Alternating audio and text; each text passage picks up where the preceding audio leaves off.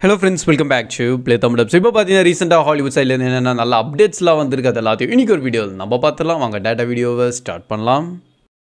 So starting பார்த்தீங்கன்னா நம்ம Joker 2 movie Folie à Deux movie உங்களுக்கே தெரிஞ்சிருக்கோம். பார்த்தவங்கெல்லாம் பயங்கர டிசப்பாயின்மெண்ட் ஆயிருக்காங்க. அது கொஞ்சம் டிஃப்ரெண்ட்டாகவே கிரியேட் பண்ணிட்டாங்க with total budget of $190 million.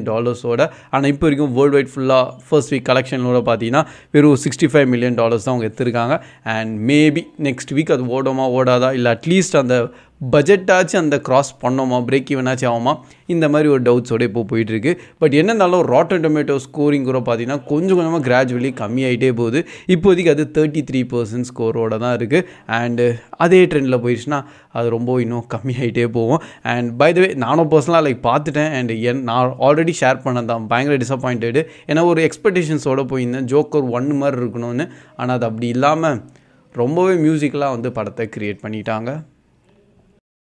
Next நம்ம டிஸ்னியோட நம்ம ஸ்னோ ஒயிட்டோட லைவ் ஆக்ஷனான மூவி வருது பார்த்தீங்களா. ஸோ அதோட இப்போதைக்கு பார்த்தீங்கன்னா சில ரீஷூட்டான ஒர்க்கெலாம் போயிட்டுருக்கு. அண்டு மெயினாக பார்த்தீங்கன்னா நம்ம மெயின் ஆக்டர்ஸ் இவர் தான் நம்ம ரேச்சல் ஜிக்லர். ஸோ இங்கே தான் நம்ம ஸ்னோ ஒயிட்டோட கேரக்டராகவே நடிச்சிருக்காங்க. அண்டு அந்த கேரக்டரை பயங்கரமாக ஒரு பேக்லாஷ் விழுந்துட்டுருக்கு. ஏன்னா டிஸ்னி சைட்லேருந்து அனிமேஷன் மூவியில் பார்த்தீங்கன்னா ஸ்னோ ஒயிட் அந்த ஏன்னா அவங்க கலர் பார்த்தீங்கன்னா அவ்வளோ ஒயிட்டாக இருக்கும். அதனால அந்த ஸ்னோ ஒயிட்டோட நேமே வந்திருக்குன்னு சொல்லிட்டு. ஆனால் இப்போதைக்கு நம்ம மெயின் ஆக்டர்ஸ் அவ்வளோ ஒயிட்டு கிடையாது. ஸோ அந்த கலர் டிஸ்கிரிமினேஷன் பயங்கரமாக பண்ணிகிட்டு இருக்காங்க. அண்ட் அதனால ஃபேன் பேஸில் செம்ம பேர் பேக்லாஷும் விழுந்துட்டுருக்கு. பட் இருந்தாலும் டிஸ்னி இந்த வாட்டி ஸ்டோரியை கொஞ்சம் டிஃப்ரெண்ட்டாக சேஞ்ச் பண்ணுறாங்களாம். ஏன்னா அதை ஜஸ்டிஃபை பண்ணுறதுக்காக. ஸோ ஒரு யூனிக்கான ஒரு இன்ட்ரோ தர மாதிரி இதை இந்த கேரக்டருக்கு ஏன் இந்த நேம் வந்திருக்குன்னு சொல்லிட்டு அவங்க டிஃப்ரெண்ட்டாக க்ரியேட் பண்ணுவாங்க. இனிஷியல் தியரிஸ்லாம் இப்போதைக்கு சொல்லியிருக்காங்க. லைக் ஒரு செம்ம பெரிய ஸ்னோ ஸ்டாம்பில் மாட்டிப்பாங்களாம். அண்ட் அங்கேருந்து தப்பிச்சிட்டு வந்ததுனால இவங்களுக்கு ஸ்னோ ஒயிட்டு நேம் தந்திருக்க மாதிரி ஒரு வேறு யூனிக்காக கொண்டு வராங்கன்னு. பட் பார்ப்போம். எப்படியோ டிஸ்னி சைட்லேருந்து நிறையவே லைவ் ஆக்ஷனான மூவிஸ் எல்லாம் நல்ல கலெக்ஷன்லாம் எடுத்துருக்கு. அதே மாதிரி இந்த ஸ்னோ ஒயிட் மூவியும் எடுத்துரும். அண்ட் எப்படியோ மூவி ஃபுல்லாக நெக்ஸ்ட் இயர் March 21, 2025 தான் ரிலீஸ் ஆக போகுது. அண்ட் நெக்ஸ்ட் நம்ம கிளின்ட் ஈஸ்ட்வுட் பற்றி நம்ம எல்லாருக்குமே தெரிஞ்சிருக்கோம். அண்ட் இப்போதைக்கு அவர் ஏஜ் 94. அண்ட் இன்னும் கூட நம்ம ஹாலிவுட் இண்டஸ்ட்ரியில் அவர் இருக்கார். ப்ளஸ் இன்னும் மேக்கிங்காகவே இருக்கார். ஆக்சுவலாக அவர் நிறைய டேரக்ட் பண்ணிகிட்டு இருக்கார் மூவிஸ். அண்ட் ஆல்ரெடி அப்கமிங்கில் அவரோட டேரக்ஷனில் எடுத்த மூவி நம்ம ஜூரார் 2ன்னு சொல்லிட்டு ரிலீஸ் ஆக போகுது. அண்ட் நிறைய பேர் இந்த ஏஜுக்கெல்லாம் ரிட்டையர் ஆயிடுவாங்க. பட் இன்னும் நம்ம ஹீரோக்கு அந்த ரிட்டையர்மெண்ட் பற்றி அந்த ஐடியாவே கிடையாதான். நெக்ஸ்ட் அப்கமிங் மூவியோட கான்செப்ட் ப்ராஜெக்ட்ஸ் பற்றி யோசிச்சுட்டே இருக்கார். ஸோ ப்ரோ அப்போது 94 ஏஜ் ஆயிடுச்சு. அண்ட் இந்த மாதிரி டேரக்டர்ஸில் யார் ரொம்ப ஓல்டஸ்டான டேரக்டர் மேபி உங்களுக்கு ஒரு டவுட் வரலாம். ஏன்னா எனக்கும் அப்படி தான் பார்த்தா போர்ச்சுகீஸில் ஒரு ஃபில்ம் மேக்கர் இருந்திருக்காரு. அவர் பேர் தான் நம்ம மெனுவல் டேல் ஒலிவேரின்னு சொல்லிட்டு. ஸோ அவர் அந்த ஏஜ் ஆஃப் 103 வரையும் 103 ஏஜ் வரைக்கும் அவர் மூவியை டைரக்ட் பண்ணியிருந்தாராம். ஸோ இதெல்லாம் பார்க்கும்போது லைக் அவர் என்டையர் லைஃப் ஃபுல்லாகவே இந்த ஃபிலிம் மேக்கிங்லேயே தந்திருக்காங்க.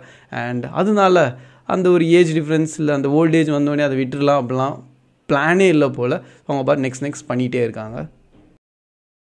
அண்ட் நெக்ஸ்ட்டு பார்த்தீங்கன்னா நம்ம ஜிக்ஸா இஸ் ஆஃபிஷியலி பேக்குன்னே சொல்லலாம். யார் நம்ம மெயினான டாபின் பெல்லை தான் சொல்கிறேன். ஸோ அவர் தான் ஃப்ரம் 2004 நம்ம இந்த ஜான் கிரிமரோட கேரக்டராக நடிச்சிட்ருக்காரு. இனிஷியலி வில்லனாக தான் தெரியும். பட் போக தான் தெரிஞ்சது இவர் தான் ஹீரோன்னு. அண்ட் இப்போ கூட அந்த லெஜெண்டரியான கேரக்டர் அந்த யூனிஸில் எப்பயோ இறந்துட்டார் அவர். ஆனால் எல்லா பாட்டில் எங்கேயாச்சும் ஒரு இடத்துல லிங்க் ஆயிரும் ஸ்டோரி. அண்ட் அப்புறமா தான் ரிவீல் பண்ணுவாங்க இது வேறு ஒரு டைம் லைனுன்னு சொல்லிட்டு. கடைசியாக நம்ம சா 10th பார்ட்லேயும் பார்த்தீங்கன்னா அவர் இருந்தார். அண்ட் இப்போ சா 11 மேக்கிங்லாம் பண்ணி தான் இருக்காங்க. அண்ட் அதுலேயும் நம்ம டாபின் பெல் திருப்பியும் வர்றாரு ஆஸ் எ ஜிக்ஸாவா. ஸோ இது என்ன டைம் லைனாக இருக்கும்னு எக்ஸாக்டாக சொல்ல முடியாது. மேபி வேறு ஏதோ காம்ப்ளிகேட்டடோடு க்ரியேட் பண்ணலாம். ஆனால் இன்னும் நிறைய ஸ்டோரி இருக்கான். அண்டு ஃபேன்ஸ் லைக் உங்களுக்காக ஒரு யூனிக்காக கொண்டு வந்திருக்கோன்னு சொல்கிற மாதிரி தான் ஃபில்ம் மேக்கர்ஸ் ஒரு நல்ல பாசிட்டிவாக மென்ஷன் பண்ணியிருக்காங்க. அண்ட் நெக்ஸ்ட் நம்ம வெனம் 3 இஸ் த அஃபிஷியலி லாஸ்டான நம்ம வெனமான மூவி. அண்ட் இதுக்கப்புறமா வெனம்லாம் வராதுன்னு சொல்லிட்டு ஆல்ரெடி சோனி சைட்லேருந்து அண்ட் எல்லாருமே கன்ஃபார்ம் பண்ணிட்டாங்க. அண்ட் இப்போ டாம் ஹார்டியும் இது ஒரு டிசப்பாயின்மெண்ட்டான ஒரு நியூஸ் ஆட்டமே அவர் ஷேரும் பண்ணியிருக்காரு. ஸோ இதுதான் கடைசியாக இருக்க போகுது. அண்டு வெனம் இதுக்கப்புறமா அவர் நடிக்க மாட்டாருன்னு சொல்ல முடியாது, அந்த ஸ்டோரி வந்து கரெக்டாக அங்கே முடிச்சிட்டாங்க. ஸோ அதுக்கப்புறமா வேறு ஏதோ புதுசான ஒரு வெனம் ஸ்டோரியோட தான் அவங்க வரணும். ஏன்னா அந்த லெவலான தான் ஸ்டோரி இருக்கான் படத்தில். ஸோ சோனி சைட்லேருந்து இந்த ஒரு ஸ்பைடர்மேன் யூனிவர்ஸ் ஒன்று கிரியேட் பண்ணாங்களே, அண்ட் அதில் வெனம் ரொம்ப இம்பார்ட்டண்ட்டான செக்மெண்ட்டாக இருந்தது. ஸோ வெனம் தவிர மிச்ச மீதி எல்லாம் சோனியோட ப்ராஜெக்ட்ஸ் பார்த்தீங்கன்னா அவ்வளோ ஹிட் ஆகல இந்த சூப்பர் ஹீரோ கேட்டகரி வைஸில். ஸோ அதனால மேபி அது இந்த யூனிவர்ஸ் அப்படியே க்ளோஸ் ஆக போகுது. பட் நிறைய ரூமர்ஸ் இப்போ ஆல்ரெடி இருக்குது. ஏன்னா வெனம் 3 வந்து கொஞ்சம் கிராண்ட் ஸ்கேலில் பண்ணியிருக்காங்க.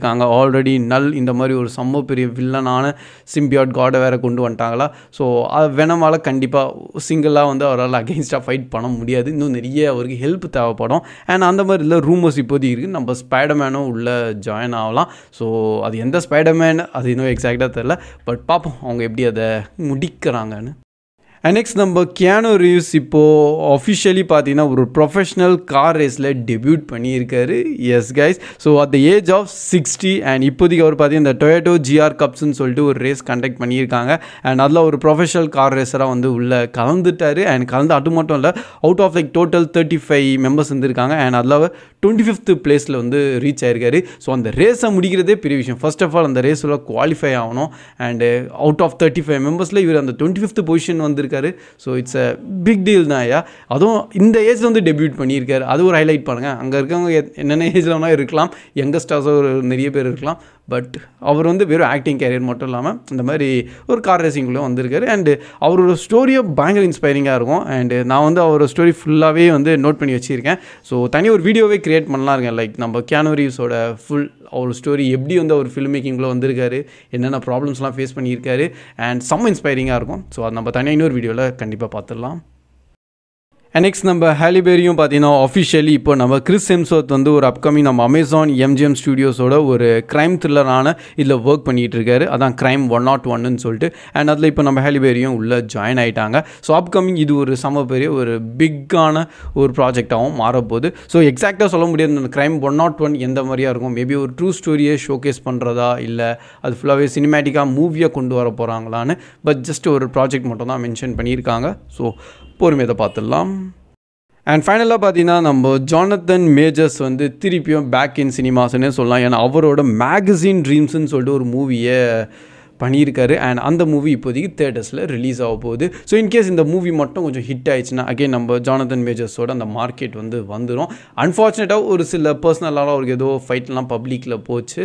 ஸோ அதனால ஒரு கேஸ்லாம் நடந்தது. அண்ட் அந்த கேஸால் தான் மார்வலும் வந்து அவரை ட்ராப் அவுட் பண்ணிட்டாங்க. அந்த கேஸுன்னு மட்டும் கிடையாது, ஆக்சுவலாக அந்த கான்செப்டே வந்து அந்த டைமில் அந்த ஃபேஸே வந்து மார்வலுக்கு சரியாக இல்லை. ஸோ அதனால தான் அதை ஃபுல்லாக ட்ராப் பண்ணிட்டு அண்ட் புதுசாக வந்து நம்ம டாக்டர் டூமோட ஃபேஸ்லேருந்து அவங்க ஸ்டார்ட் பண்ணிட்டாங்க.